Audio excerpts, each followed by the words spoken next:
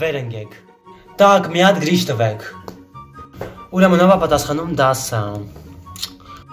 Տակ 4-րդ համարը։ Ընկեր Հակոբյան մամաս վատացել։ Ինչ չի հետաքրքրում 2։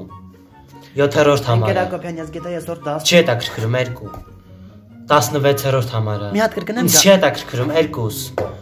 20-րդ համարը։ Կներեք չեմ սովորել։ Խիճես, հերթ ես պահում, հա, ես քեզ վերջի անգամ եմ զգուշացնում, ամեն օր ես քեզից դաս եմ հարցնելու դուք։ Տակ, եւ ուրեմն երեխաներ ջան, ոնց վարդան։